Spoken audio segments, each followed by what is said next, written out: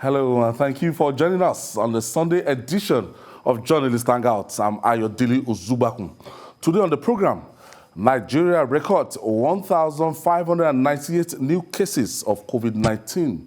Total infections now 108,943 as global death hits 2 million. Unions want federal government say neglect of SSANU, NASU might further cripple universities. Air Force, Army teach Boko Haram insurgents a big lesson after attack on Army base in Mati, Borno State. And later on the show, relief on the way as Minister for Works confirms third mainland bridge will be reopened on February the 15th. I'll be hanging out with Babajide Kolade Otitoju and Gani Kaire Balogun. Gentlemen, it's good to be back. Babajide, yes, it's good to be back. Over 1 month, after 1 month. It's good to see you again. I missed you guys. Yes. And I was just monitoring and watching all through. Yeah. And we were monitoring you too. We wanted Nigeria, to it seems like it's more of negative stories. One day, one trouble, one day, one trouble. At a point in time, I stopped listening to Nigerian stories. That's the best thing to do if you don't want to lose your sanity. Usually when you are away. Okay. When you are here, well, it's like something you are used to. Yes, it's like breathing in and breathing out. Wow. Okay, it's not the bad side only. Let's begin the show today from America with love. Just sincerely ran into a group of Nigerians in Dallas, Texas, in the United States, who spoke glowingly about their passion for journalist hangouts, their comments and testimonies to the acceptability of the program far and wide. Let's share some of their comments in this video with you.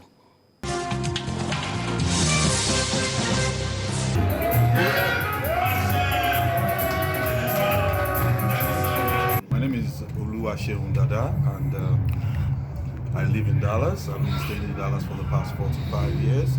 And I'd like to say this, that I've been an ardent viewer of Journalist Hangouts on TVC, and it's done a lot because it brings us closer to what is happening back at home.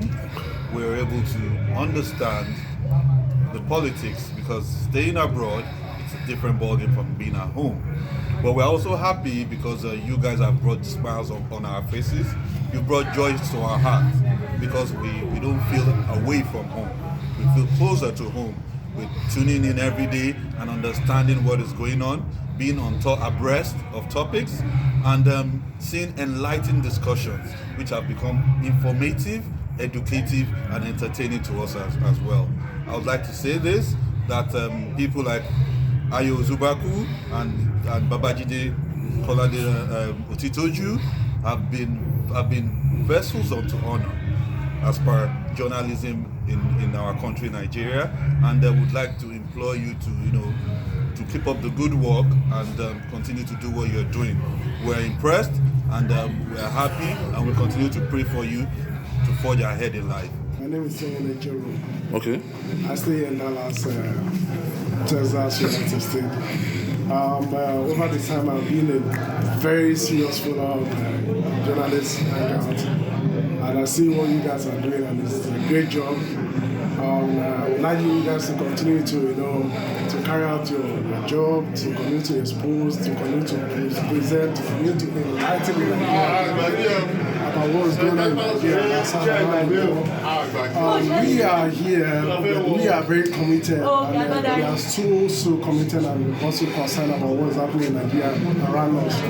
So when we see things that are happening, then we give our full support, even though we are not in the country. We are happy, and I want to say a very big thank you to you guys and the job you guys are doing in Nigeria. The good job you are doing, and I want you to continue because we are very happy about it. Babajide is great. I mean, I like it so much. Whenever he speaks, it's like the ballet of journalist hangouts, So it's great. He's doing very well. Also, I want to sympathize a little bit with you guys. I feel sorry seeing the damages that were done during this house protest. It's unfortunate, but that is one of the things we are passing through. That is what the sacrifice we are making.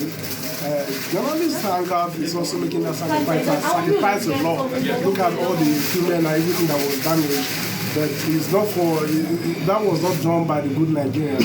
And of course, we know what's going on. So we are saying they should not be deterred with what is happening. They should also throw their support to the youth and know that this thing did not happen from, or this thing did not come from the youth who mean well for the country.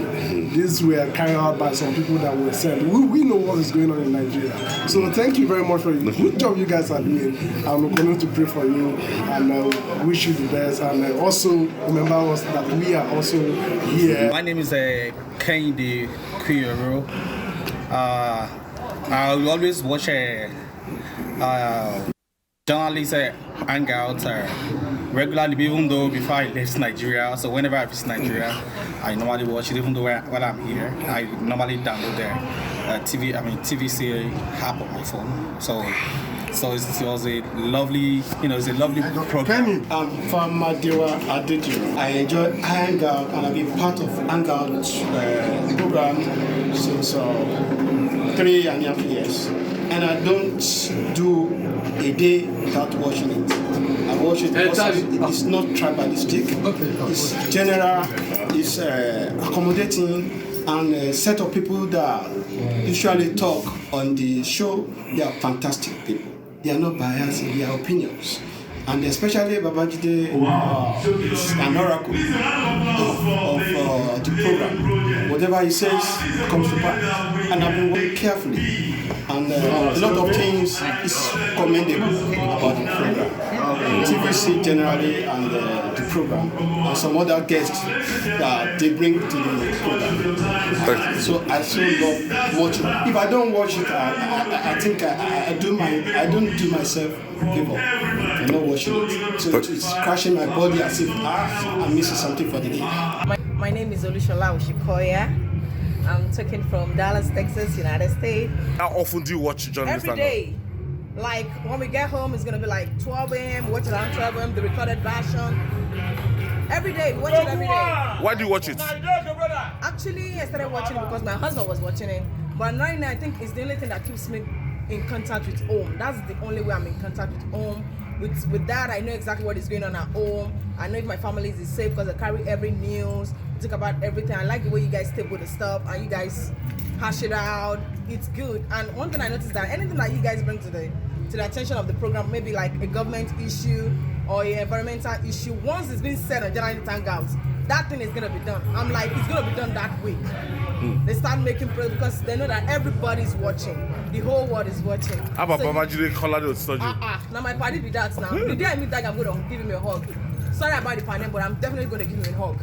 So you shouldn't be scared about it. My name is Folarin. I live in Dallas. And I love Journalist Hangout so much. I watch it almost every day when I come back from work. You know why I like Journalist Hangout? It's because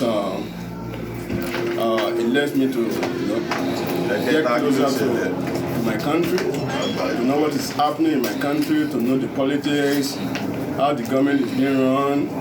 Then generally, I love Journalist Hangout.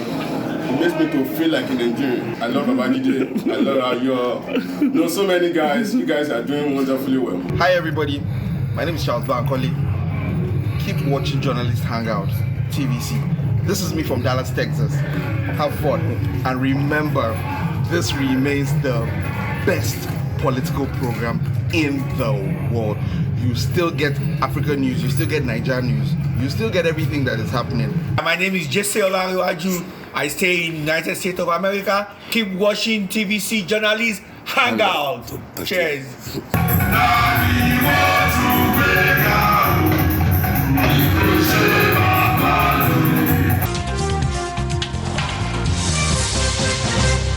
Okay, some Nigerians in Dallas and Texas, it was so heartwarming.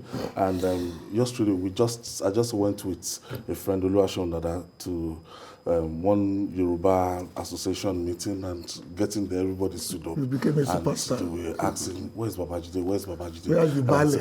And I was like, Babajide in this place. He said, no, I thought you come with him. I thought you guys came together. Like, you guys came together. Where's Babajide? Where's Babajide? I don't know. Even those ones in Dallas, the actual send message from those ones in Canada. And the ones in Canada are saying that they want to host us the first quarter of 2021. That journalists hang out in Toronto, in Saskatchewan, in Ontario. In Montreal. It's just like a national anthem to Nigerians, particularly living in the United States and Canada. And the UK. Yes. I remember when Mayor went to the UK, he said the same thing. From the airport, Nigerians began to mob him. And they told him, look, we are going nowhere, we are going to give you a treat. No, they even took me to a restaurant in West Dating, just about 30 minutes out of the airport. Because it looks like royalty has come to... So Mayor said, me that I do not take part in the program regularly. What will now happen if they see you?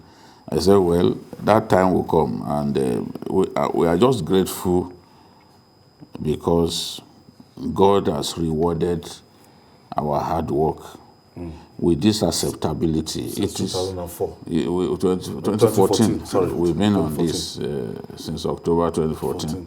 And we've been working hard. That consistency, you see, there will be many programs before us, and there will be more programs after us. One thing I take away from this is the belief by Nigerians that these people say the truth.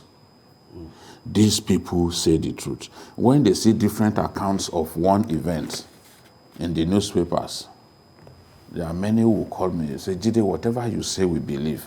What is the truth? This is the way people in the diaspora, because they are hungry for news about home, and they want a medium that can give them the truth.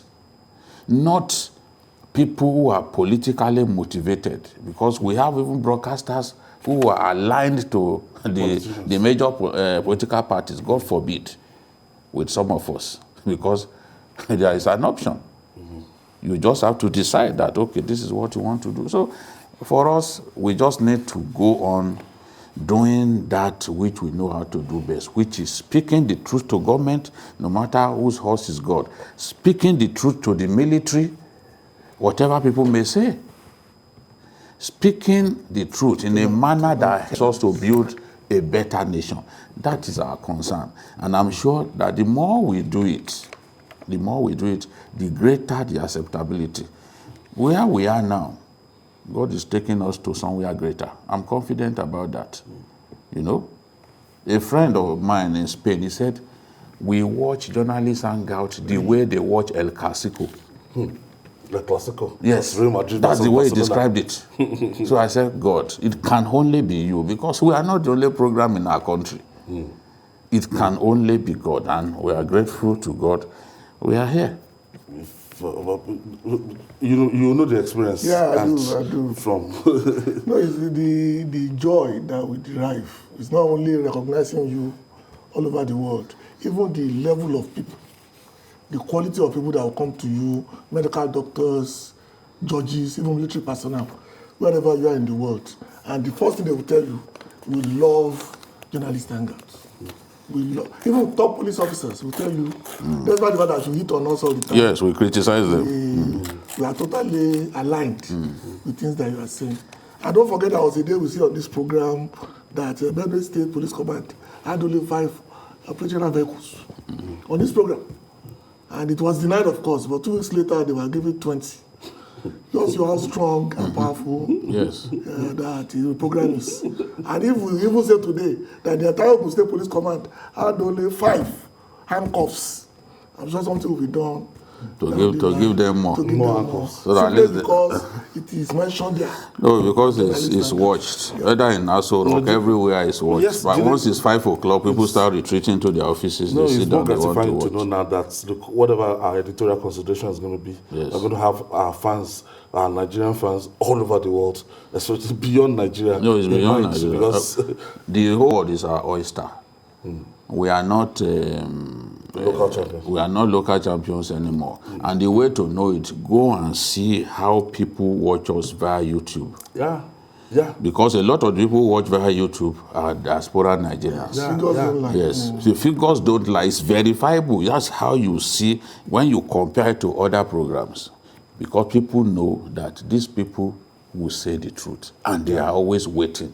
Yeah. The truth. You can't be so far away from your country and rely on falsehood. Rely on people who paid political agents. Propagandists. Who are paid just a few thousands that cannot change their lives. No. We are focused on saying the truth. My boss at the news used to say that we have to be biased on the side of the truth. And I've kept that in my heart. Yes, I've kept that in my heart. That I have to be biased on the side of the truth. Which means that even if it was my dad that was involved in something, I still have to say the truth. And my dad, where he is, can testify. On his 80th birthday, they called me to talk. The things that I said, he was not expecting me to say them, and he was looking at me. So this is the thing. This is your son speaking the truth. The things that you never expected that he would say in public. That is me. That's the way God created me. It's too late. And that's why your name is Otitoju. Yes. How can people call me Otitoju and then I'll be telling lies? Who does that now? It's not possible. People must accept that as my way of life. If my name is Otitoju, then you expect me to embellish stories. No. Once I get to know, I will say it. You can hate me, it's your choice. Hate me. I know you hate me. But it's your choice. It's not going to change the facts. But it won't change. It's too, I cannot do character transplant at this time. It's too late in the day. One thing we promise you on Journalist Standard is that 2021 is going to be very, very interesting. All true. We are just going to do our best to make sure that we keep you posted. And to our fans also in the United Kingdom, yes, thank you. The likes of Uncle Felix and Co. Anytime they don't see me on air, they're always calling my mother to ask after me. Thank you so much. So many. Someone will call you, say, Jide, what is your shoe size? Get back to me on your shoe size. I want to send you something. So many. We love you all. Back to business. Now, Nigeria's COVID-19 cases continue to rise amid rising fear of the pandemic after another record daily infection of 1,867 on Friday. The Nigerian Center for Disease Control, NCDC, announced a new 1,588 new infections COVID-19, bringing the total to 108,943. The global deaths from the virus is now more than 2 million. But as scary as this sounds, experts say there is no end yet in sight.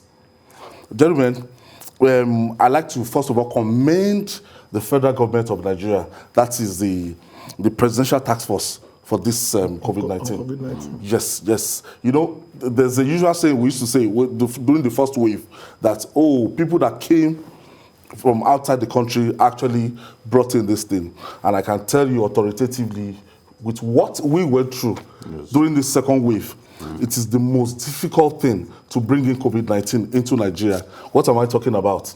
Now, trying to board Delta, you know, when we were leaving, and Delta was like, okay, they don't need COVID-19 test when we left Nigeria. That must be noted. So by the time you were coming, you felt that the same Delta will not recount, saying that, just wear your face mask, we don't need a COVID-19 test. We missed our flight. We were stopped by the federal government of Nigeria that if you don't have a PCR test of COVID-19. 48 hours to the flight. That's, no, even at the PCR test, it will take nothing less than 24, 48, or 72 hours before you can get it. It's not the one-stop test that you do. So you must have it. So apart from doing that one, I did that one at OA Airport. It took 48 hours before the result was released. One. Number two, you pay 50,000 naira to the federal government portal so that when you get to Nigeria, you quarantine yourself for 7 days. And after 7 days, you go for that test. And when you get to the test, you must get a negative result and submit back to the federal government unless you'll be declared wanted by your passport number, which is going to be published. And with this stringent measure, no airline will allow you to enter their aircraft without a solid COVID-19 test. Babajide, I paid $145. That's like 68,000 naira, thereabouts. Yes, and I want to encourage them to continue to make it difficult for people to bring in COVID-19 to our country. This disease experience has shown that it is through air travel that it moved around the globe, from the time it was discovered in Wuhan, China. So we have to tighten our entry points, make it difficult, if not impossible, for visitors into our country to bring in the... If we are not going to close our airspace for obvious reasons, then we have to take measures, very difficult. Measures that make it impossible or difficult to bring this thing in. So this is the way to go. I know that some people also, they are cutting corners about this. That report has reached the Presidential Task Force on coronavirus in our country, and I believe that we'll be able to get to the root of this. In the entry points, like Nnamdi Azikiwe Airport, people procure fake... As in when they're coming? Yes. People procure fake PCR results. And I think one of the major online media outlets in our country even did a special report on that. That's to tell you that it's such a big problem. We have to get to the root of this. Nigerians like to exploit unfortunate situations to make money, to make blood money. So we have to get to the root, arrest the people involved, and make it impossible for such results to even be presented. So we have to tighten our measures, tighten things up so that it becomes difficult. But within the states, within the Nigerian states, we also have to monitor the safety protocols put in place, because those safety protocols are not being obeyed. We will be happy to see a situation in which more and more people are actually using their face mask that they should, and people are staying away from crowded environments. Parties, those big parties, have a way of spreading the virus in our country. And we have to do away with those parties at this time. When we have defeated the virus, we can go back to celebrating deaths, celebrating bad days and all. But at this time, we have to just find a way to put all that aside and concentrate on our own well-being. I was reading that for the first time since this pandemic began, Lagos State lost 13 persons in 24 hours. It had never happened until second wave. Yes, until this. So, based on the result that were released on Friday, Lagos has now recorded 262 deaths, and Lagos has done 246,534 tests. So, to lose 13 persons in 24 hours is quite significant. And of course, the daily use of oxygen is rising in Lagos. It's rising in Lagos. I saw the story that Doja wrote. You see oxygen cylinders everywhere. I've never seen anything like that. I'm telling you. I've never seen anything that you everywhere you look to your right and to your left. The reception, people you outside see oxygen cylinders.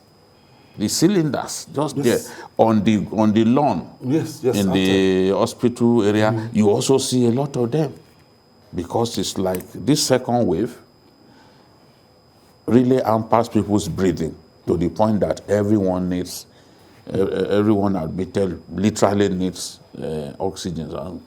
And Mr. Governor, Selibu himself, is doing his best. He's rising to the occasion. I'm sure the number of Nigerians that will be saying that this virus does not exist would have reduced considerably, because now it's now inching closer. The number of people, the kind of people that the deaths will record now every day. And because you get to hear about when the big ones, when they die, you get to hear about them. But there are people dying every day in their homes, dying seriously. The level of how the pandemic is dealing with us can only be classed if you look at the number of obituaries in newspapers. It has risen by 25%. And I'm talking about those who are well-to-do. Imagine the number of people who cannot afford that kind of announcement and the way things are going. I personally have lost nothing less than 7 close friends in the last 2 months. And I'm not talking about somebody I'm not talking about people I saw last in 1 year. I'm talking about people I spoke to. The second wave, 48 hours, some people pack up. And it's really getting out of hand. Even the Alafin 50th anniversary had to be cancelled. Because there is no way that such an event will hold and to not be a spreader of this kind of thing. And the only people who are still resisting this are maybe some religious bodies and some areas where they think nothing is happening. And that's where CDC and the President Task Force have to come in. We have to ensure that we protect people against their natural urges. We agree that we are social animals, but there are times and places where isolation is the only way to save yourself. And the more we look away, that's why I'm not very happy that they said schools should open tomorrow. It's dangerous. And what they insist that children must go back to school tomorrow. Children going back to school automatically means that traffic in Lagos will increase by 60%. Automatically means that there must be more people at bus stops in the next 2 days because children are resuming. That there's no bigger spreader of COVID than events like this. Fine, children are generally immune to. But it doesn't happen to their caretakers. It doesn't happen to their parents. What happened to their grandchildren and their grandparents, sorry. But United Nations actually said it that, UNICEF said that there's no proven record to show that school resumption or resumption of schools, that's gathering within the students, actually increase the No, I'm not. It's not going to increase among the students because they are young. And like I said, they are likely immune to this. But they have parents at home, they have grandparents at home that they will interact with. Nobody will take away his grandchild from hugging him when they come back from school. Nothing you can do at that level. So we need to work on that very well. I don't agree that schools should open tomorrow, but I understand that the government have made up their mind. So, the federal government said it. This Lagos a lot of factors come into play.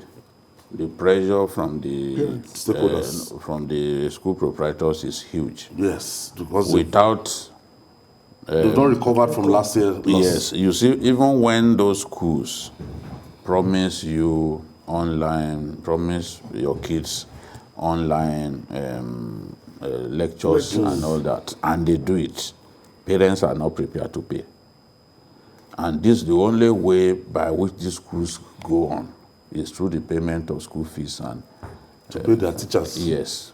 So a lot of those schools did not even pay school fees, the salaries of their workers during that period, So the pressure had mounted on government to the point that the government saw no reason to not open those schools, because you have to also bear in mind that even for tertiary institutions, those kids have lost a year already. So any indefinite closure of schools, people are going to be really worried, because they can see that they've lost a whole year to ASU strike. And then, because the ASU strike came about the same time that COVID happened. So to then tell them that, okay, they should live with an indefinite postponement of resumption is not something that many people would want to accept. And then there are people who say, okay, You are saying that they should close schools, but you are not saying they should close some other sectors of the economy, some sectors of the economy. They are going to view it like you value, that you do not place so much accent on education. But you lay emphasis on yes, that okay, you don't want to close, you are allowing the airlines to function. But you think that the schools constitute the big threat. So it's, I really don't blame government because the pressure was really, really tremendous. Even though the Minister of Education did not make a definitive statement, he only said that, see, we are going to look at the situation and decide whether to open schools. They twisted what he said to mean he does not want the schools to reopen, which was not what Adamu said. So that's part of the pressure that we are talking about. Our own concern is for them to provide all those safety protocols in the schools, ensure running water in these schools. A lot of the schools, the classrooms are overcrowded already. So provide a situation in which the lectures can be staggered, so that it's not all categories of students who will be in school at the same time. Yes, and then their teachers, as they demanded for that, and they should provide them with a personal protection equipment, so that they are protected and those students too are protected. So this is the situation. Okay, I have Abdul on the line. Abdul is calling us from Zaria. Thank you for joining us, Abdul. Hello, good afternoon. Good afternoon, Abdul. Okay, good afternoon to everyone in the studio. Yes. Okay, it's been a while I've seen Mr. Ozubakon. Okay, welcome back. Thank you. Okay, to contribute to the issue of the second wave, I would like to state just in brief 3 points or 4 to just contribute my own contribution regarding the second wave.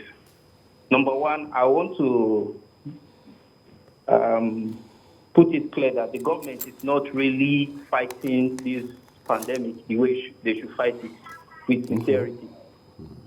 We've seen weddings of some government officials in the crowded place. So if they are doing this, then we, the common man, the followers, what did they expect us to do? And the second thing I would like to say regarding the issue of the school resumption, other parts of the world is embracing technology, using online medium. Why is it that most of our schools cannot do the same? I'm a teacher. I have one of my students. It's not even in one of my, it's a student that I teach home lessons. His school upgraded their online platform that every subject teachers have their time, they will come online, and they are still paid their salary throughout the 7 months of the lockdown. So I believe they should embrace technology. They can embrace technology for the senior aspects, while the junior aspects can be taught, the junior, they can taught them using social distance and other protocols. While those people from SS1, let's say, to SS3, the senior classes can be done online at home, then they will be like, they should be, they should design the teaching in such a way that they should be able to use technology, at least 45%, then those people that will come in, they to reduce the population. Because this is a new academic session. Everybody will resume. Imagine if there's going to be school, the crowd and everything, and the NCDC protocol will not be adhered to. That's the reality. And one thing is that the third point I would like to make, there should be total enforcement. The total enforcement doesn't mean the first week, second week.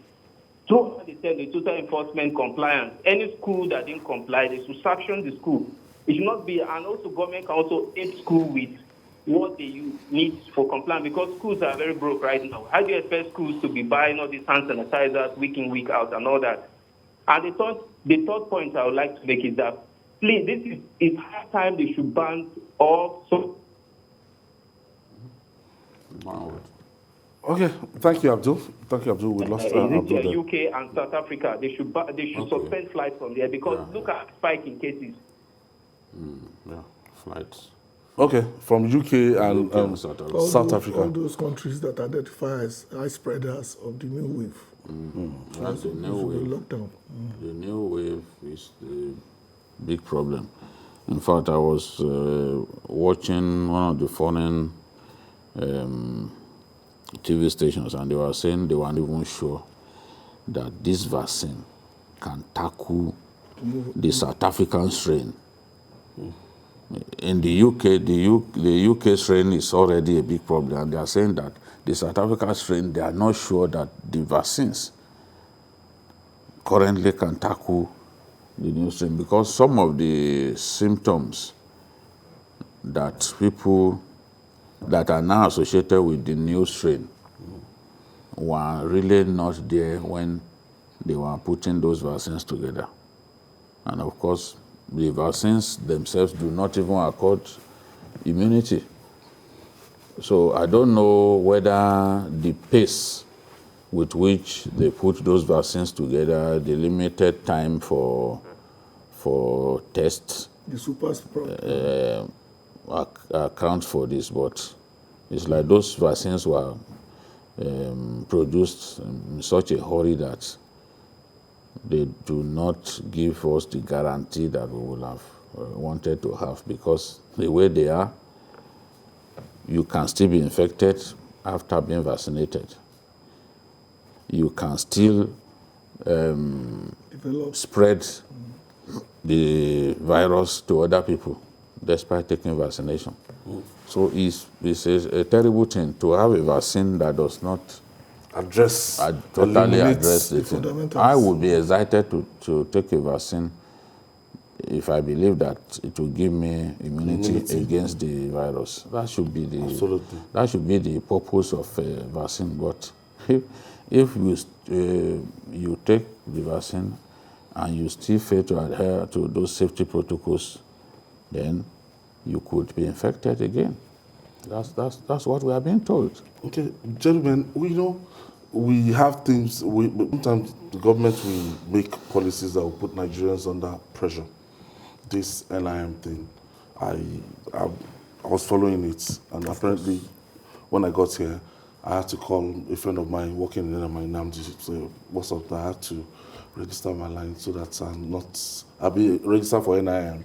The person helping out with the driver's license yesterday now told me again that he needed my NIM number to proceed with my driver's license, and I said, wow. So it's going to be linked at the end of the day. So now we have a pandemic out there.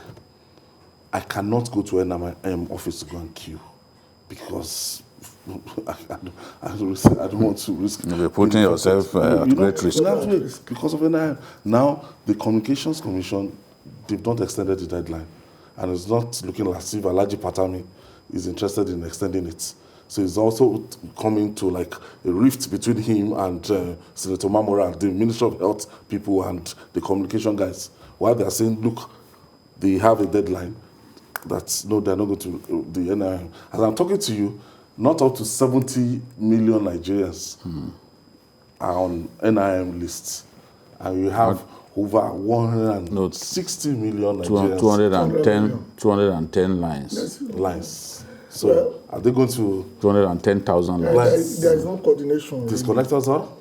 No, they are not. They have the choice. Either you want to leave, or you want to own a phone, or you want to have a driver's license. You must pick one, because if you should get the disease, your driver's license will come after the person. So the choice is always there. Because I know some very good friends of mine who decided not to even try it. And I'm going to do it. If they want to take their lives, let them take it, as long as they are alive. And the same level of resistance is happening all over the world.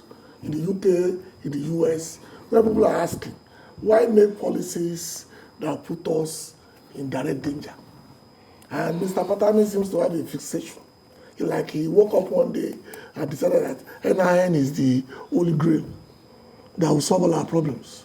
Because we know people have been contacted before in cases of kidnapping. We know people have paid. Yet what you think you need to do is punish all of us based on that reality. I think what will happen now is that there will be an extension. The presidency will get involved and nothing will happen.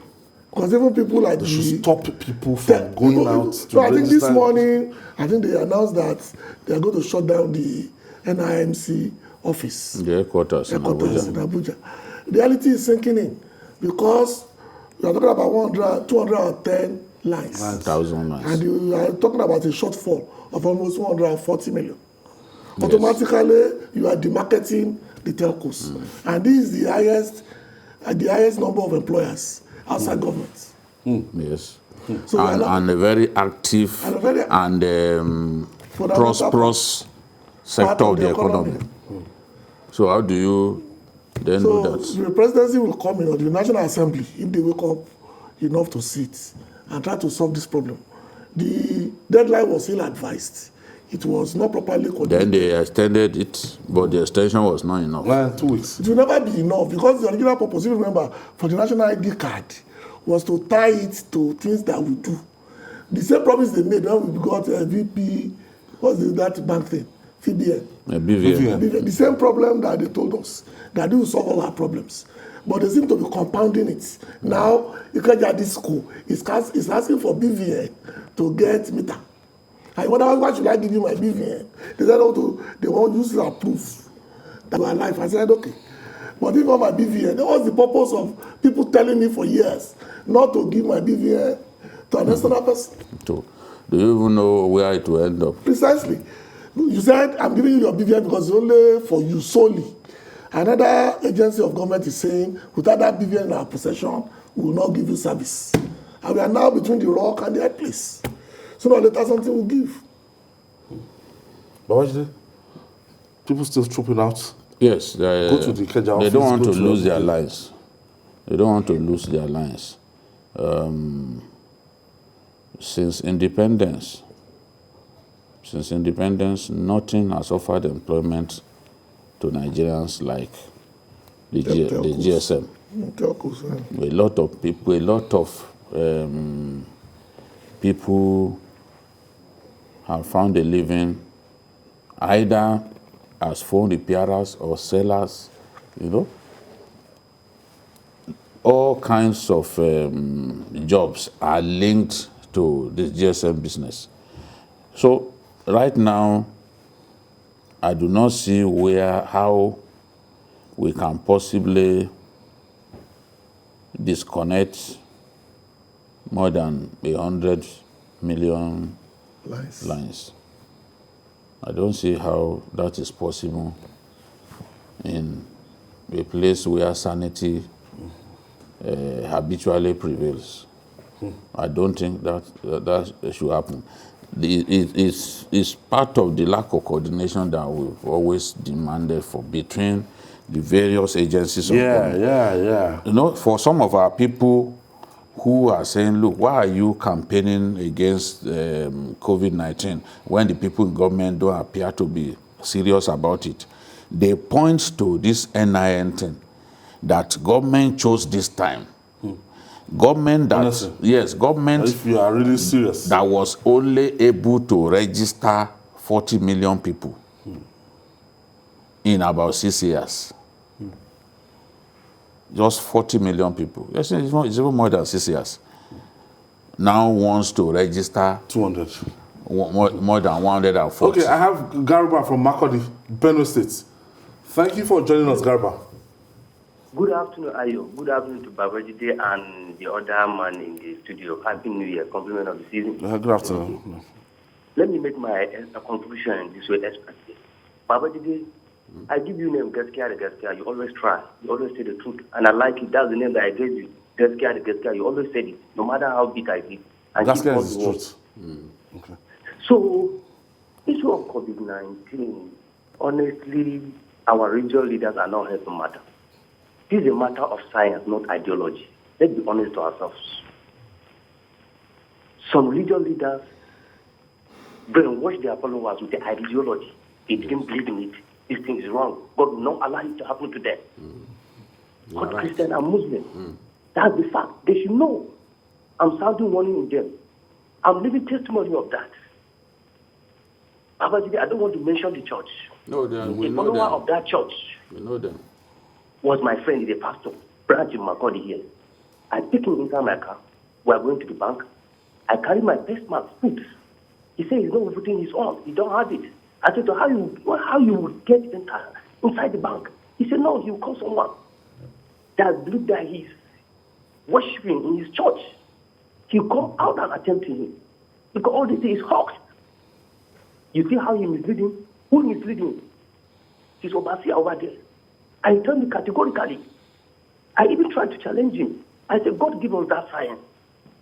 So why you didn't believe in science?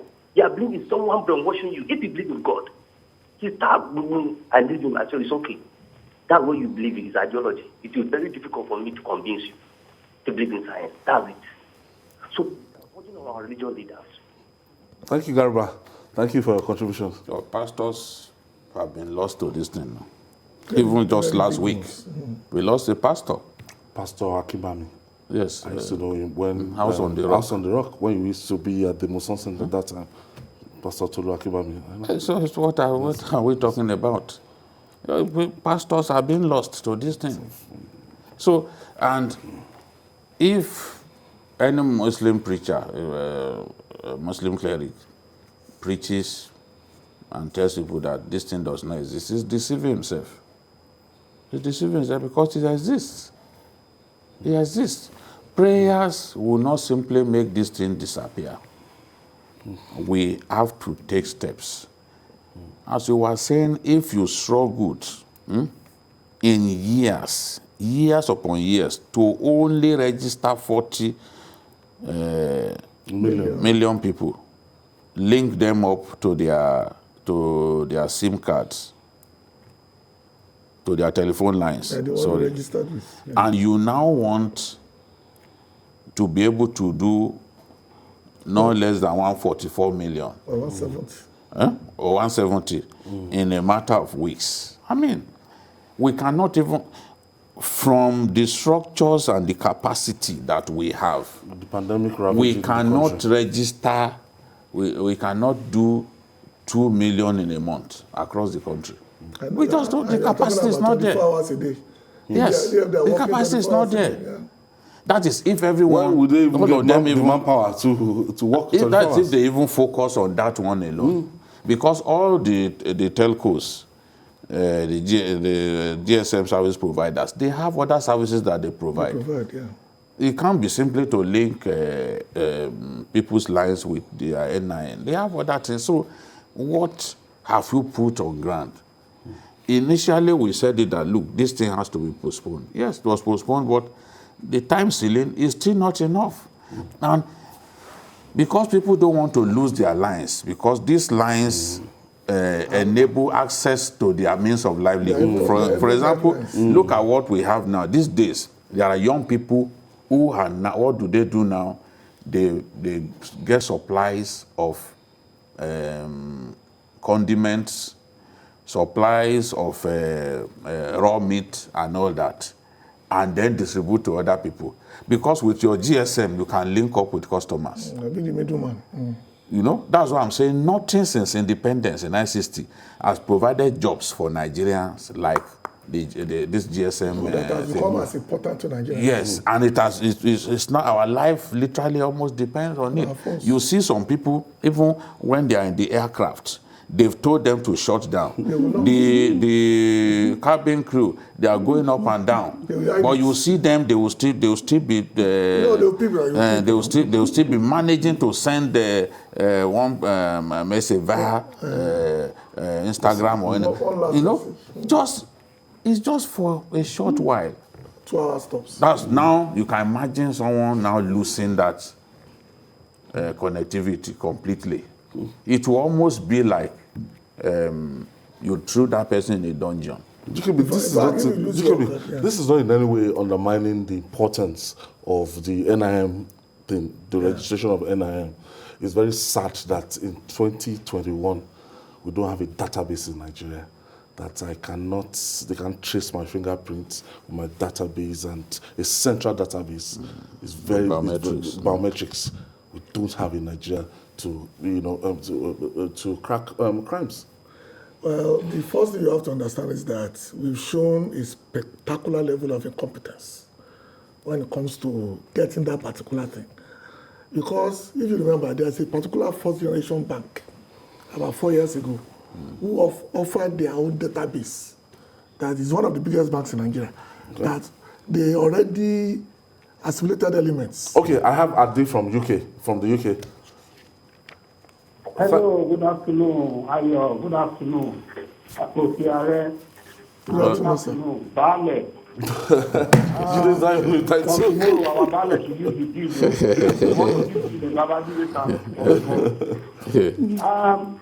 What I want to say about this COVID or name or whatever they call it, I've spoken about it before.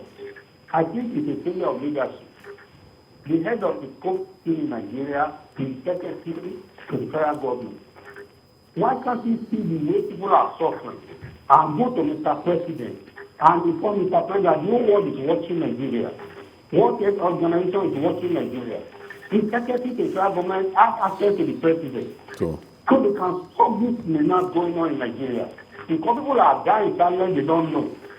Is the same minister of communication that drove Abika Dabira to office that day? That man should be watched. Has nothing to do with what we are saying. People are dying. I have 2 cards. Link to my account in Nigeria, actual account. Many people in the actual have it. Are you telling me you're going to block all our accounts? We say we're suing. Because it's not going anywhere. Give us 1 year. That's how it's done. So violence. That's why we need to violence. Take it off. Thank you, Assistant Violence. Now, as I was saying before the violence came in there, 2 things you need to worry about is, and we have to ask ourselves the hard questions. But I think the time frame that we gave is a good one. We can't do this thing by fiat. We can't do it. That is the thing. I gave the example. Vivian, look at it, and it should even be a continuous thing. Yes. In most countries, you get your number at birth. That means when you are born, you automatically get a number. It should be a continuous thing. It should be a continuous thing. When your child grows up to adulthood, and you think that's the time to buy him a phone line, will he not need to do it once you bought him a phone and he needs to get a line? Are they saying that after now, nothing like registration? Yeah, nothing like linking NIN to one's phone lines. It should be a continuous thing. Look at the banks. Look at the way they did the BVN thing. Nobody gave an extremely short deadline like this. And people managed to do it. Because you won't have access to your account. You know, once you fail to link it with your BVN, and everybody now, we expect that they should be patient with Nigeria. Although it's true that Nigerians, if you do not push them hard, they will not want. But it still has to be the deadline still has to be longer than this, because this one is a joke, and in the heart of the minister, he knows that it's not realizable. He should ask the question in a week, as we are doing it now. As a scientist, because he is a scientist, he should ask himself the data. Yes, we should get the data. How many people successfully do this thing every week?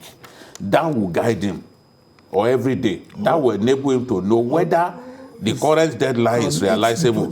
Yes. Because if you are doing 2,000, like you said, 2 million a day, and you are talking about 200 million people, you are looking at nothing less than 6 months down the line. And they have to do other things. And that's where the problem lies. We wake up every morning and we just have what the Americans would call a mortal moment. I just said that I'm going to do it today. Today or no other day. It doesn't work that way. This thing has been said before. The National Voters Registration Card at 18 should be the fundamental foundation for the NIN. Because automatically that means the law says it's not been complied with, but it says that you have the right at 18 to get your voters registered. That alone is enough to form a database that can now look up to anything you want to do. Almost everybody I know, including children, have BVN. Yes. As I told you, I know banks who told me that GKB, our data bank is so comprehensive. But there are many Nigerians. There are many Nigerians who do not have bank accounts. Who does not have Yeah, because a lot of outside the banking industry. No, they do. You know what they've done now? All this pagating, all these small agencies return data to the banks. That means anytime you use anything, the money is transferred to you, anything, they capture it and they have it. Even that your means, phone lines. Yeah, they know you've done business with them at a point in time. They have your records. They always take your phone number. Precisely. So things are done in such a manner that we need to really think outside the box. We are doing the same thing the same way and expecting a different result. The president has to intervene at some point. I have Jaffe from Lagos State. Thank you for joining us. Yeah, good afternoon. Yes, go ahead, please. Yeah. What happened?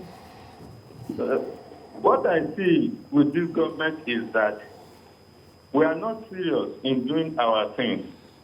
Now, the government, we are in recession, and they want to disconnect people from their livelihoods. And they said the economy is bad. It seems all the ministers in this government, they are government on themselves. They don't get themselves together. How can somebody wake up in the morning and say, okay, this thing should be done with it? What they have not been realized for 6 years, they want to achieve it within 2 weeks. It is impossible. And they are just trying to look for means of making things difficult for Nigerians. This is too bad. And the funniest thing is that the federal government, the presidency, we just be looking at them. This one, the ministers are not having coordination. They can't agree for themselves. Everybody wants to prove that I am there. I am the head of this. Everybody is a government. This is too bad for this country. They should think about the citizens. Thank you, Japheth. Thank you. Thank you for your contribution. Very valid point. Yes. There has to be greater coordination. That's what, if the Secretary of the Government of the Federation has the duty of coordinating ministers, they should be the one to talk to the communications the communication minister, say, see, let us have a second look at this thing. This thing can work. Let's make it a continuous exercise in a way that everybody will be captured at the end of the day. Because when everyone is captured, it's a win-win situation for the government. But to simply imagine that you can decree it in a manner that even military regimes didn't conduct themselves. It's wrong. And we can see now that it's even worsening our fight against coronavirus because of those huge crowds. If they go to those centers and they take like 10 persons and they go and subject them to a test, some of them will return positive. Look at the case of the guys in that nightclub and the strip bar who were arrested. One of them tested positive right in the police cell that he was taken to. Yes. That means at the time when he was enjoying himself in that place, he was already carrying the virus and potentially spread it to other people. All right. We'll take this breather. When we come back, we'll talk more. It's still Journalist Hangout. We'll be right back after this time out. Please stay with us. Don't go away.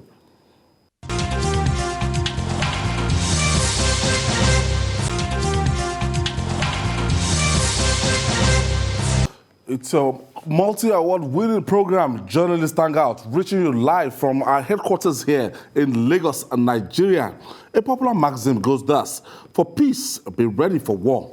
The industrial disharmony in the Nigerian university system comes to mind.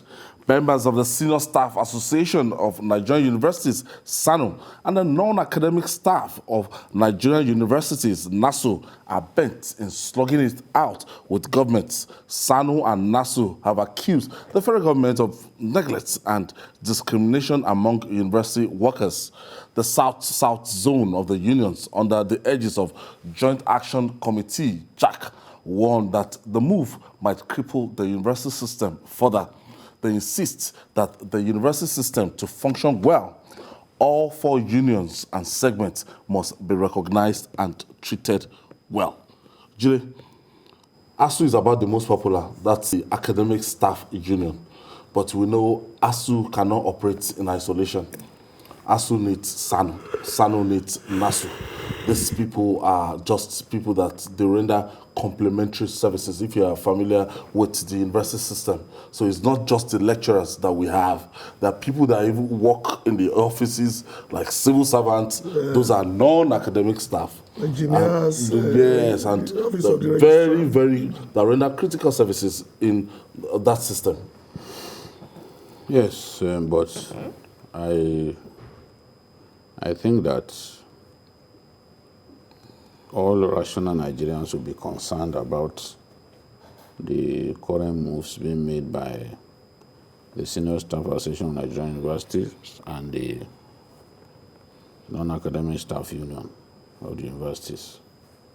They have chosen to latch upon the breakthrough that ASU has recorded in its talks with government to then come up with their own agenda. I read what the vice chairman of the South Zone wrote. Not only was the language irresponsible, I think that it sounded very opportunistic. It's bad enough that ASU has been on this strike for so long. But for these fellows to be telling us that they too are planning their own. Like holding the government to ransom. Yes, and I think that they need to really be told the truth. This allowance, this 40 billion that they are making a big issue out of, ASU asked for it under the heading of End Academic Allowance. So when government made up its mind to pay SSANU out of that 40 billion, ASU complained that, look, this is meant wholly for us because it is called End Academic Allowance. These are not academic staff. So you cannot give them part of what we asked for. We had demanded for. Because this demand, this End Academic Allowance had been an ASU demand for so long. Now, government eventually said, okay, we are not so solvent as to be giving money.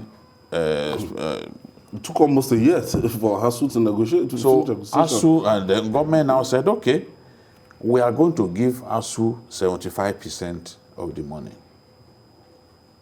while the remaining 25% should be for the non-academic staff.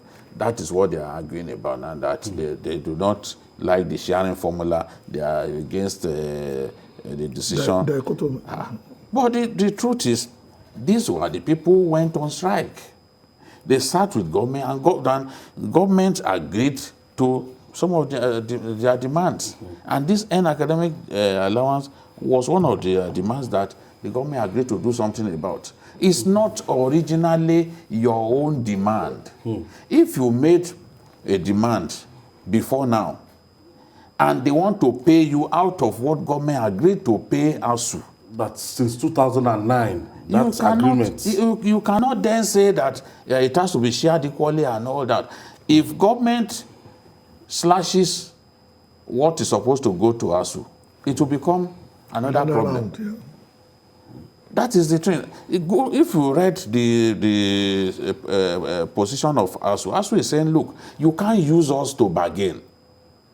That if you want to go on strike, go on strike on your own. Meet with government on your own, hammer out a deal with government. You cannot wait until we have now secured some guarantees from government to now say that, oh, what we got, you must get half of it, you must get this, you must get that. And how can someone look at the language that this fellow used to describe? He said, the government has shown irresponsibility and irrational behavior towards the welfare of staff of the university system. What still is the dichotomy they are trying to create? The kind of divide and rule system they are trying to create in that university system. We are saying no to that. I see no reason why we use this kind of irresponsible language on the federal government, because what has the federal government done? The federal government has agreed to pay that money, but it says, see, because we have outstanding issues, we would like to pay NASU and SSANU out of the 40 billion. You know, initially ASU refused to agree. Totally. That no, you cannot touch that money. But they've agreed now that they can take some of the money. These guys are now saying no, that it has to be more than that. Why are we behaving in a way that suggests that we have no care in the world for the students? It's about time that students go back to school. So it shouldn't be SSANU that will now stand in the way after all these months that ASU had been at home doing nothing. GKB, as Gina said, it seems the NASU guys and the SSANU guys, they are a little bit, opportunistic. Yeah, it's not really peculiar to universities. Even for, remember, teaching hospitals and doctors, same thing applies. Once you do something for doctors, they too will come up. Others will come up and say they must do the same thing. And meanwhile, what they're asking for is in tandem with the kind of job that they do. Same thing applies to ASU. What ASU is asking for has to do with teaching allowance. Things that do with the job that they do. And these people decided that they have to come in and get a piece of the cake. It's a Nigerian thing. Personally, I don't believe that we need to worry ourselves too much about this. If you remember the year that they gave some administrator to Abu, Ahmadu University, yes. It was something like of this nature. That Mama started this thing. Because everybody will lose at the end. Because if they are giving you, they are bending over backwards to accommodate you in something you have no stake in. And it's there to be a spoil sport. You are giving government the way to move against everybody. And everybody will now lose. And the difference here is that academic staff have a slightly better advantage in moving on than most of you do. Because most of you are purely civil servants within the context of the university system. So a lecturer can always go abroad and get residency. And you don't get it. So I think we need to pipe down and see areas that we need to work on to accommodate everybody. But in this matter, ASU is correct, federal government is correct. Now, moving forward, it's also, for the better part of last year, we know ASU and federal government, the logjam kept our students out of the school system and even COVID-19. But this always results into industrial action, because I know the next press release you're going to hear from these people is strike, ultimatum, maybe 2 weeks ultimatum. Before you say Jack Robinson, they go on strike. They've already even given a form of warning. Because the truth is, you can't, by our labor laws, you can't suddenly go on strike. You must notify the employer. And these people within the university system, they are professional agitators, strikers. So, look at what ASU said it was suspending the strike. He didn't say it was suspension. He didn't say it was calling off. So that it does not need to issue a notice to proceed on strike. So in suspension, which means that if they see that government has failed to do certain things, they will just resume without any notice whatsoever. Wow. So I get. Yes. So they don't need any notice. Yes. Because if you don't give notice, for example, they can go to court of arbitration and get injunction against you. So this is the thing. For these guys, yes, they too had outstanding demands. But why it is so clear that they were being opportunistic is why choose this time? Why choose this time? Because they have, the ASU strike has attracted so much attention. Everyone is convinced now that, look, these strikers to end. The students must go back to school and all that. You are now using that time, knowing that at this time, the last thing anyone wants to hear about is that this agreement to go back to school has run into a roadblock or a brick wall. So they are now trying to use that to get a better bargain from government. But they should have chosen their time. I will be really unhappy if for any reason, universities are unable to resume academic work again after all the time that the students have been at home. And after all the excitement that, okay, we are going to be back in school once again. I mean, it's really unfair.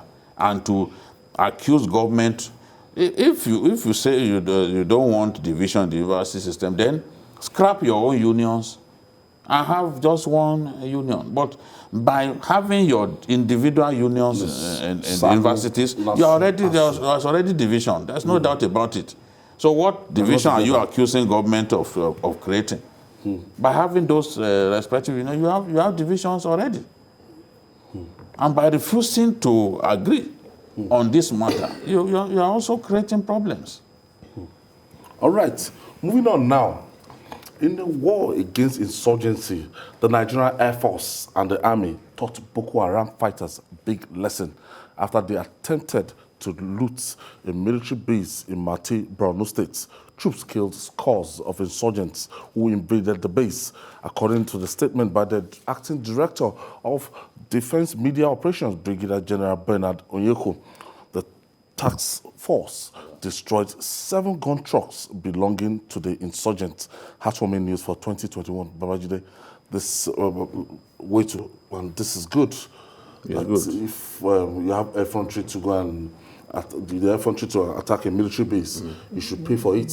Yes, appropriate response. It's not the first time. June 1 last year, they sacked the army base there, and the soldiers had to retreat to Dikwa. And it was the same thing that they did. And when people say, where does Boko Haram get its weapons?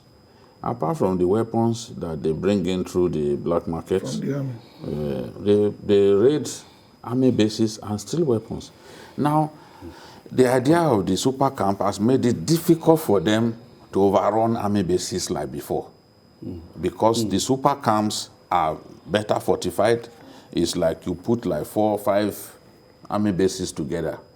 They will be able to benefit from manpower, more weapons, so which will fortify.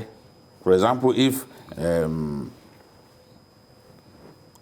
2 army bases in an area have between them just 4 armored tanks, and you have super camp made up of like 8 different army formations, you can imagine everybody is pulling together all their resources. You now have more armored tanks to face these guys, more artillery pieces to face the enemy, and more officers and men to face them. Better coordination. That's the whole idea of the super camp. The only problem about the super camp is that it leaves many communities unprotected. Because in communities where we had large concentration, yes, communities where we had small army bases, because of constant attacks on them by Boko Haram, we've had to now collapse them together instead of overrunning the small ones. Yes, so it's difficult for them now to overrun army bases like before.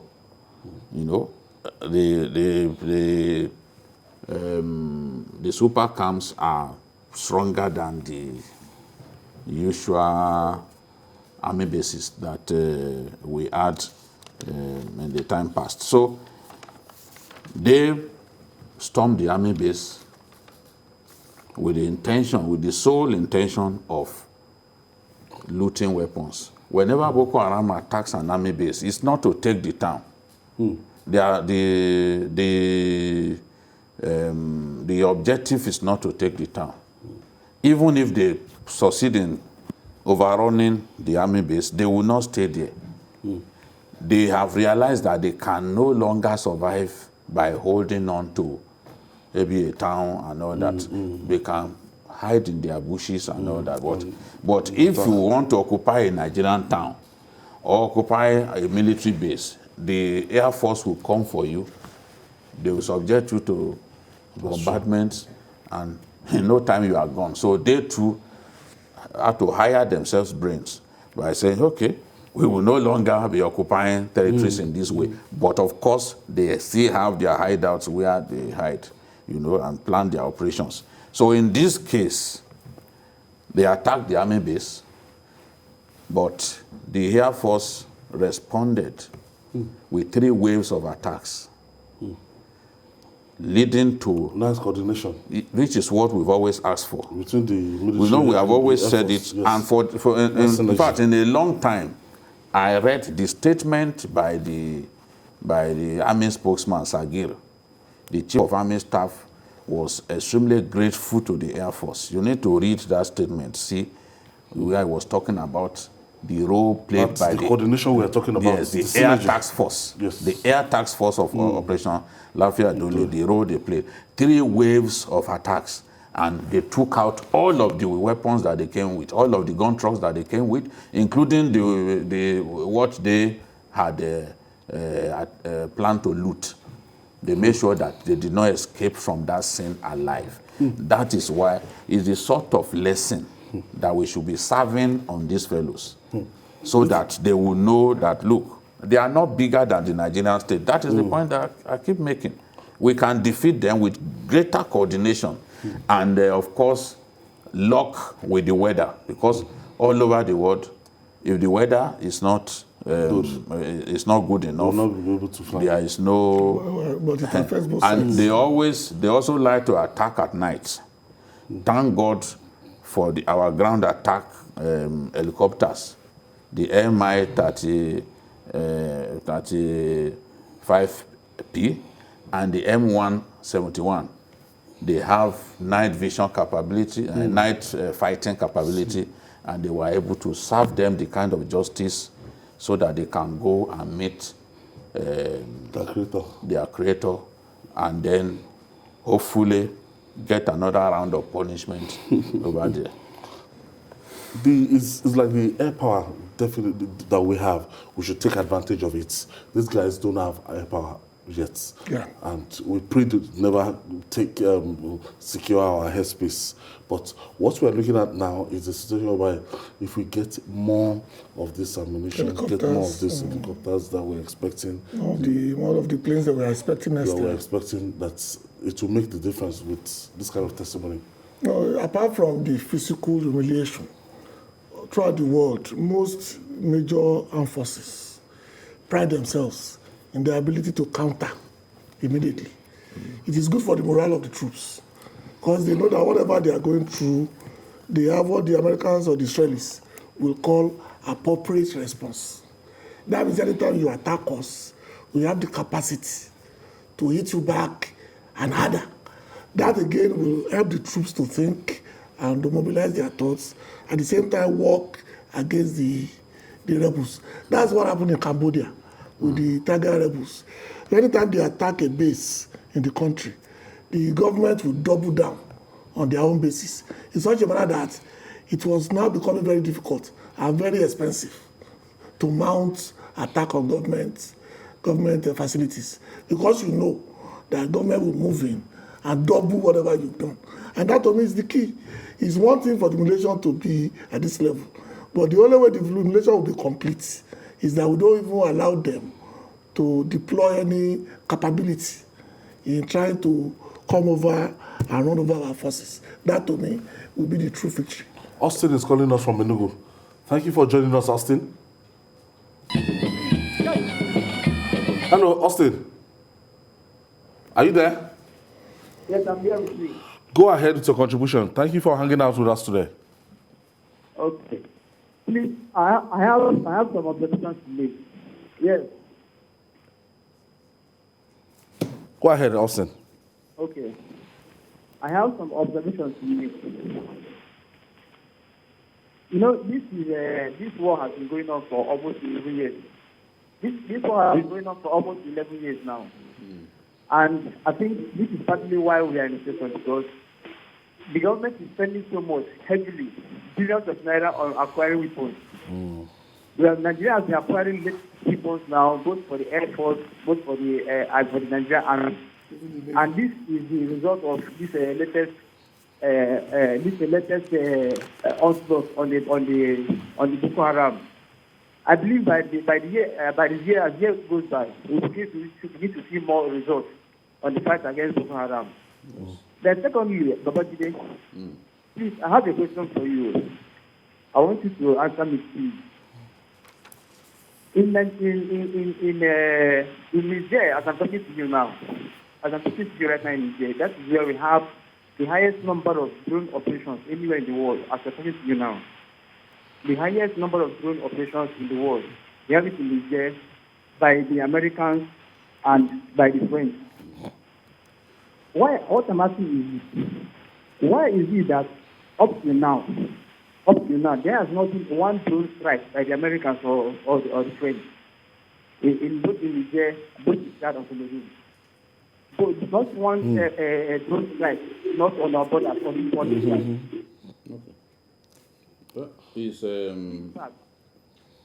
Those decisions are made at the highest level, highest level of government in terms of the our overall war strategy and who are our friends, how do we deal with our friends, what should be the limits, scope of operation of even those who have chosen to help us. So it's not impossible for that to happen, but that has to be sanctioned, and the commander-in-chief has to be brought in. You recall that even when the Americans came to Nigeria to kill some bandits the other day, they had to get the permission of the Nigerian government. You can't come in into our country, yes, and just launch a military operation without the support of the Nigerian government, without the go-ahead. So I believe that the Air Force, even at this time, is investing heavily in drones. Those drones very soon will come in. The world is really advanced to the point now that even drones that use solar, that can stay in the air for months, they are now being produced. If we have enough drones that can do the reconnaissance work for us, if we have enough drones that can also deliver their own weapons and take out the enemy, we will be able to go far in this war.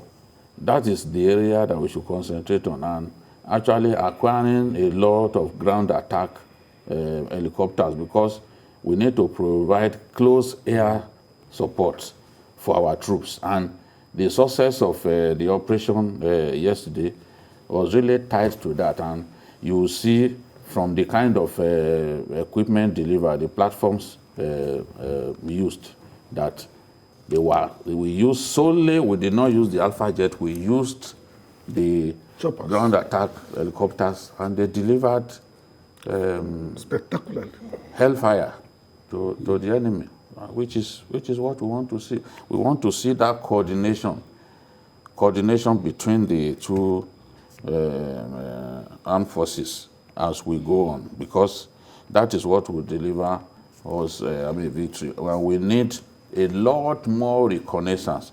The whole of the north is more than 700,000 square kilometers, and about half of that, almost half of that, the northeast constitutes almost half of that. So, which means that we have to keep our planes in the air for long, scoring the whole area for the enemy, and providing information for surface troops to act upon. If we can do this a lot more in this year, 2021, I'm sure that we will record more successes against this dangerous, uncompromising, and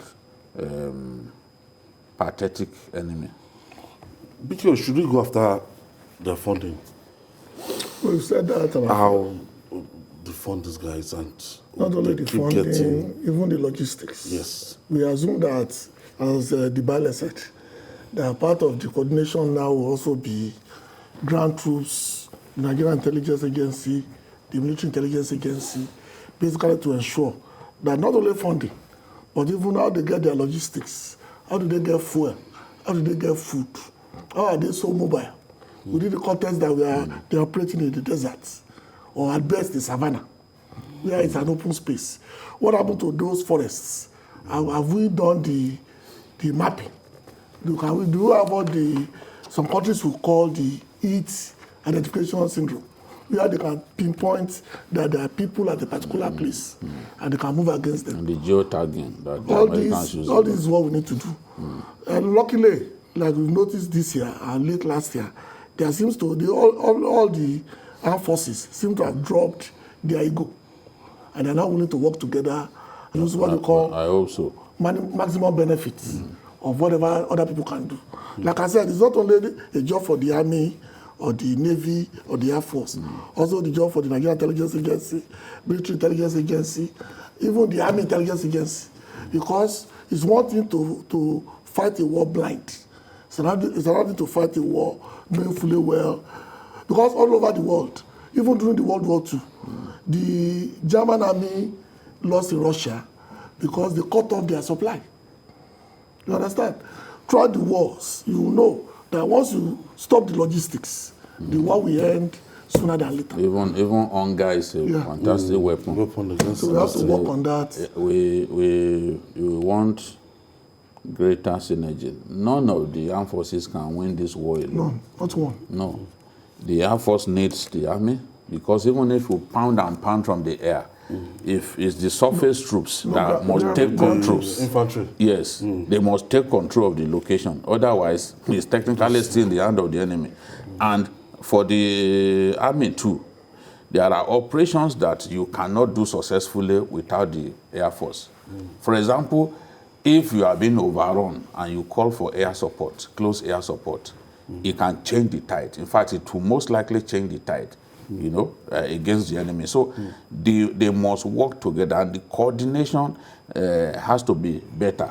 A situation in which, and of course, with, as I said again, luck, because there are some times in the year when the weather is completely unpleasant, that even if you want to help, you can't fly. Yes.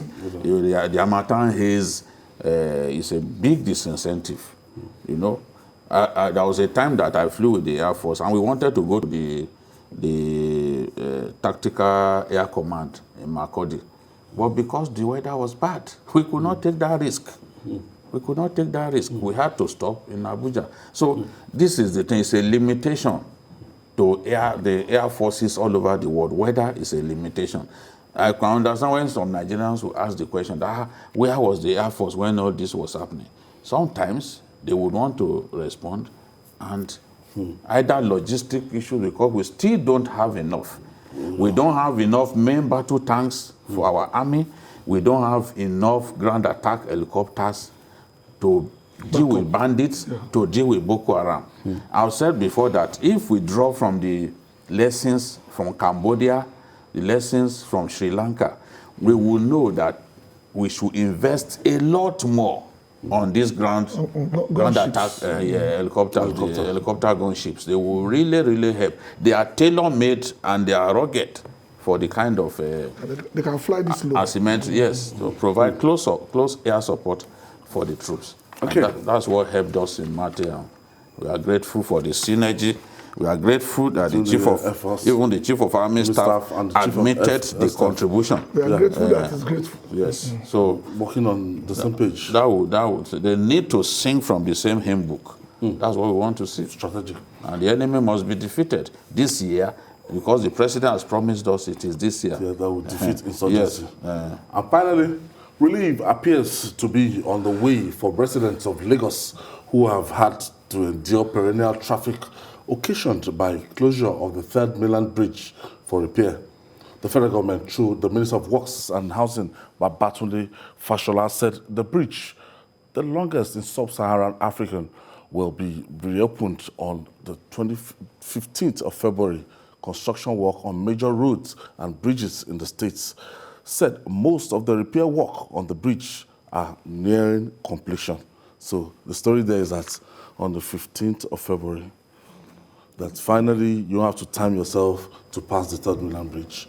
With people on the mainland now, you have to know that if you want to move past the Third Mainland, you have to go before 12. Time, And if you're coming from you have to move before the island, you have to move just after 12.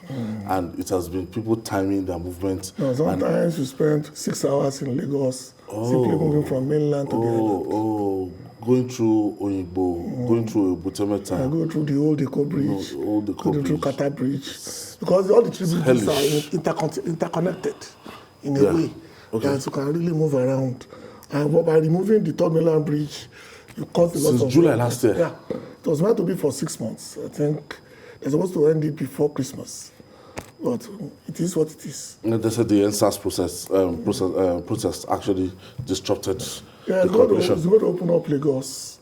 And it's going to create more time for us to look. Like I said, those who come from outside Lagos and were caught in what we are used to always made the promise, they always made a vow that they're not coming back to Lagos. Honestly, there's some people that lived in Lagos, they had to move to Abuja. And if you ask anybody, an average person in Abuja will tell you that I can never live in Lagos again. Yeah, Abuja is too far. People in Ibadan will tell you they are afraid of coming to Lagos. And they are just 1 hour away. That's how bad. What you encounter between Mowe and Ibafo. Because the Lagos Ibadan right now on a good day is just 1 hour, 10 minutes. 120 kilometers. Because it's 25 minutes from Ibadan toll gates to Giri. But once you get to Mowe, you lose whatever you think you've gained. No, it's better to... And nobody has thought of looking for alternative routes that people can now take once they get to their taxes. The Ofada Road that was meant to serve as that was abandoned a long time ago. And the one on the right, of course, is out of it. I think this is very good news for Lagos. At least the Lagosians can move around. We have enough challenges not to add traffic into it. Julie, when you look at the influx of people from the mainland, even from outside Lagos State, that want to access the island, and you see how busy and strategic the Third Mainland Bridge is. So, for the minister to tell us that from 15th of February, there will be a kind of improvement in the situation of that road. That means the 2 lanes will be opened at 24/7.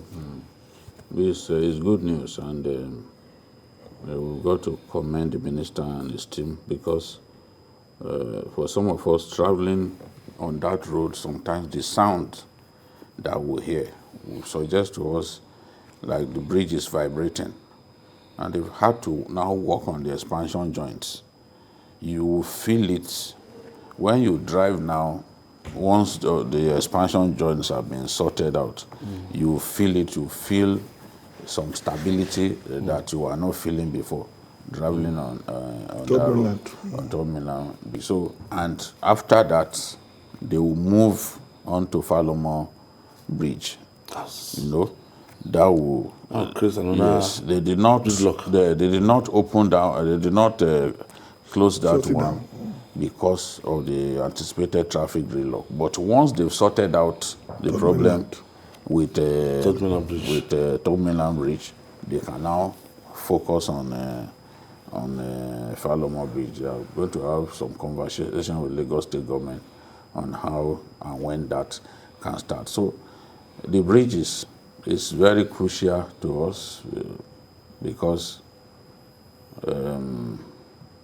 it's still the main or the best way to access Lagos Island. There are of course, other routes, but it's still the best since it was delivered in 1990 by the government of Babangida. It remains the best way of accessing the island, and it helps to solve problems. But it's been really tough for everyone. Very tough. I remember going to attend the birthday of one of my friends, Chidi. His end of the year party, I mean. And I spent like 6 hours from here to Parkview. By the time I got to... You had to go through Igbo? Yes, I went through Igbo, and at a point it was like 3 hours, no movement. But once you got to Igbo, you know, people now go in different directions, it began to move. So I just told myself, look, even if you wanted to turn back, it was one way. I still have to spend another... You cannot even turn. If you wanted to do a U-turn, you cannot turn. So I said, well, if it takes me up to 1 a.m. to get to this guy's place, I will need to get there. And it was hell. And for many people, you can imagine those who work on the island. On a daily basis. It's tough. You know, it's tough. And if you, because of the schedule that the Ministry of Works created, once it is 1 past midnight, you could think because it's already late that they are not monitoring. You cannot use the third mainland at that time to come to the island. So you have to then do a U-turn and go through Akmongmo and then Ikorodu Road to come to this side. Williams Avenue? Yes, to come to this part of town. So that is the thing. Once the bridge is opened officially on February 15, we hope there won't be any extension.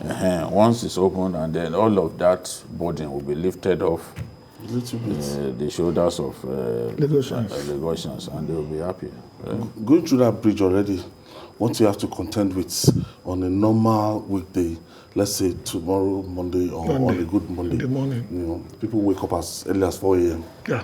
to access the Third Mainland Bridge so that they can get to work on time. And some people, they have to take their nap before the office open, but just to beat the evil of Third Mainland Bridge. Yeah. And when you are coming back, anytime from 4 p.m., you know that you have to still do it.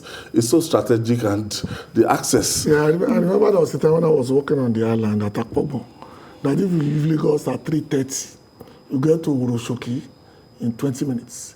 If you leave Lagos at PM. If you leave Lagos at 4, you will not get to Uroshoki till 7:30. Just a window of 15 minutes. So you have to be an expert in recognizing those windows. Because once you don't move away at 3:30 or 10 minutes to 4, you have to wait till 11 at night. And the same thing applies to the return journey. You have to leave them at 4, so you can be at the foot of the bridge around 5:30. Because once it's 6, everything will empty out from Oshodi, from everywhere, and then it becomes a major problem. I think we need more outlets to the island. But again, with the current situation, I think this is the very best that we can do right now.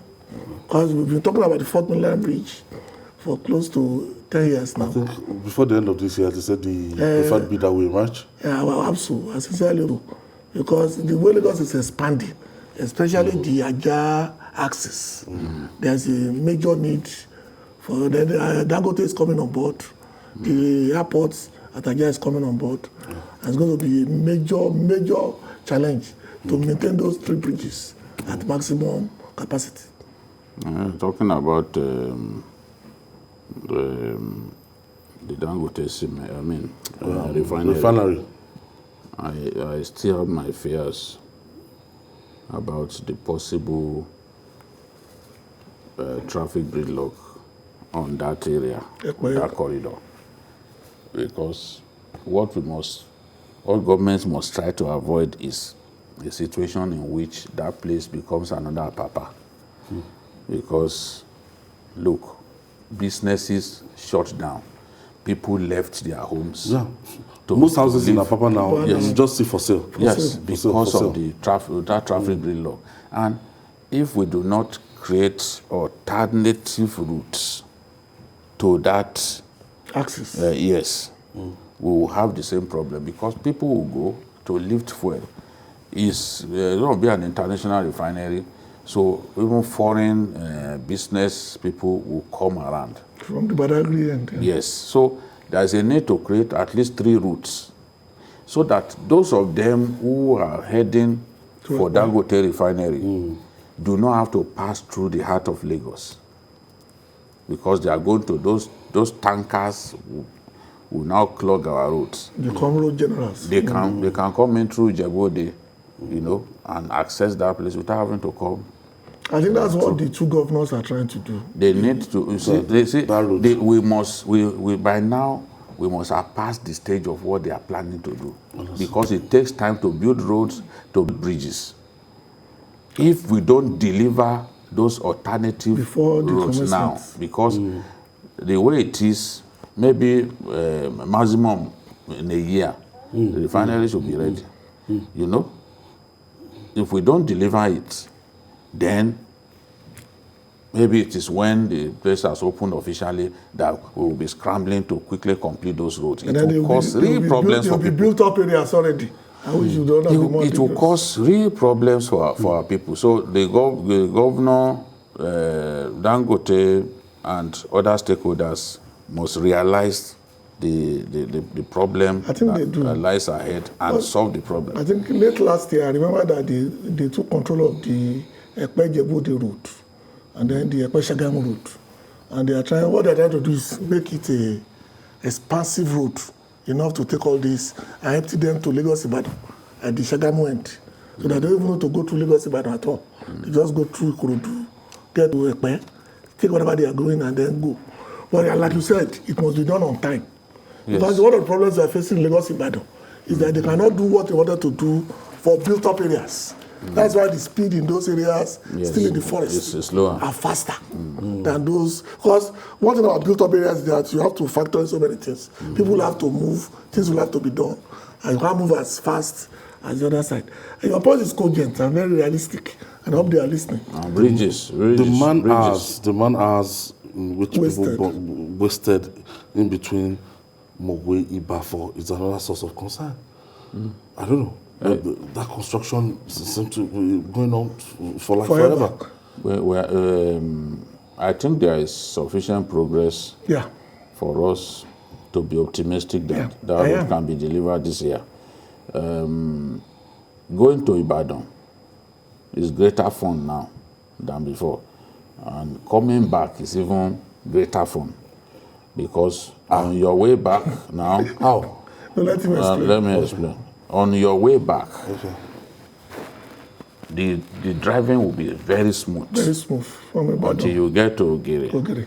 Now, when you get to Ogere, because they've not really fixed that part, you are driving on a rough road, but before you get to the redemption camp, bridge, yes, by the time you get to that bridge, the intersection, you see diversion, because they've completed one portion of the road, just the other portion. So increasingly we are having, I can say that they've done 50%. I can say 70.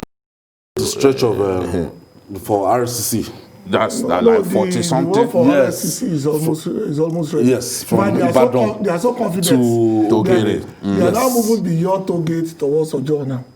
That's how confident they are that they've delivered. And once you go beyond the Tollgate, I think RCC they are already expanding the midway. So all from Tollgate to Guru now is where they are working on. So I think they'll deliver it later this year. But like I said, on a good day, Ibadan Tollgate to Ogere is 25 minutes. That's how good the road is. Yes, it's very good and very wide. On a good day. Even if you put seven cars, they can form a lane. And what they've done in Ogere that I like is to make sure that the breaker in the middle is total. That there's no way for these trailers to turn. So you have to go to the bridges. So that means that the median is working and there's no way to cross. So that means if you want to clear Ogere, you get to redeem another 10 minutes. And then once they fix the portion of the road that they are still working on, it will be smooth sail. It will be smooth sail. I'm confident about that. That road, the way it is, they continue at that pace, they will deliver it this year. At least the major parts. President Buhari has done something that a lot of the leaders before him didn't do. He has been focused on completing infrastructure that he inherited. What leaders fail to realize, selfish leaders who simply want to start as many projects as possible. So they can stamp their name on it. What they fail to realize is that it's the person who completes it that usually gets the credit. Glory. Now, IBB did not come up with the idea of the third mainland bridge, but everyone will talk about him because he's the one who completed it. They even called Babangida Bridge. Yes, Obasanjo. It was Obasanjo's idea to do Lagos-Ibadan Expressway, but he will get the credit. The same way he got the credit for the airport that was delivered in 1979. So this is the thing. Buhari started the idea of the Kaduna refinery as Federal Commissioner for Petroleum. But it was Shagari that completed it in 1980 or so. So this is the thing. Leaders must learn to complete projects that they inherit. No, to continue. Not to continue projects that they inherit. Not simply to start new ones. And at the end of the day, projects that will have Buhari's name, stamped on them will be many, because he has he